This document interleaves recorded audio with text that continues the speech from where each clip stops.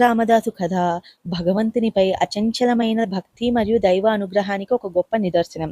కంచర్ల గోపన్న అంటే రామదాసు యొక్క పేరు. 17వ శతాబ్దంలో ఖమ్మం జిల్లాలో నేలకొండపల్లి గ్రామంలో జన్మించారు. ఆయన గోల్కొండ తానీషా కొలువులో భద్రాచలం తహసీల్దారుగా నియమితులయ్యారు. ఒకసారి భద్రాచలాన్ని సందర్శించినప్పుడు అక్కడ సీతారామ లక్ష్మణుల విగ్రహాలు సరైన ఆశ్రమం లేక శిథిలావస్థలో ఉండడం చూసి చెలించుకుపోయారు. భక్తుల నుంచి విరాళాలు సేకరించారు. అవి చాలకపోయేసరికి ప్రభుత్వానికి తెలిపి ప్రభుత్వ ఖజానాకు సంబంధించిన సుమారు 6 లక్షల వరహాలను, బంగారు నాణాలను ఉపయోగించి భద్రాచలం ఆలయాన్ని నిర్మించారు మరియు విగ్రహాలకు అద్భుతమైన ఆభరణాలు చేయించారు. ఎక్కడో తేడా వచ్చి తానీషా రామదాసు ప్రభుత్వ సొమ్మును చెప్పకుండా వాడాడు అని అనుకున్నాడు. ప్రభుత్వ సొమ్మును వాడినందుకు తానీషా ఆగ్రహించి గోపన్నను గోల్కొండ కోటలోని చీకటి గదిలో బంధించారు. ఆయన సుమారు 12 ఏళ్ల పాటు కారాగార శిక్ష అనుభవించారు. జైల్లో ఉన్న సమయంలో రాముని వేడుకుంటూ ఆయన రచించిన పాటలే ప్రసిద్ధ రామదాసు కీర్తనలు.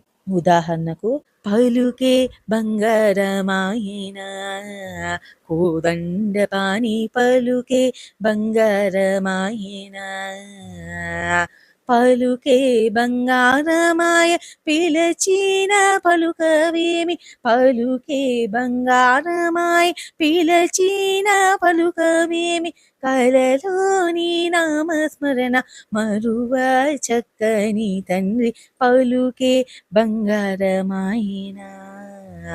చాలా ప్రసిద్ధమైనవి. రాముణ్ణి నిందిస్తూ స్తుతిస్తూ ఆయన రాసిన దాశరథి శతకము తెలుగు సాహిత్యంలో ఎంతో ప్రాచుర్యం పొందింది. రామదాసు భక్తికి మెచ్చిన శ్రీరాముడు మరియు లక్ష్మణుడు రామోజీ లక్ష్మోజీ అనే పేర్లతో సేవకుల వేషంలో అర్ధరాత్రి తానీషా వద్దకు వెళ్లారు. రామదాసు చెల్లించాల్సిన 6 లక్షల బంగారు నాణాలను, రామముద్రలను రాజుకి ఇచ్చి రామదాసుని విడుదల చేయమని కోరారు. మరుసటి రోజు ఉదయం ఆ నాణాలను చూసి ఆశ్చర్యపోయిన తానీషా రామదాసు సామాన్యుడు కాదని ఆయనను గౌరవపూర్వకంగా విడుదల చేశారు. తానీషా కాలం నుండి నేటికి ప్రతి ఏటా శ్రీరామనవమి రోజున భద్రాచలం స్వామివారికి కళ్యాణానికి ప్రభుత్వం తరపున ముత్యాల తలంబ్రాలు మరియు పట్టు వస్త్రాలు పంపే సాంప్రదాయం కొనసాగుతోంది.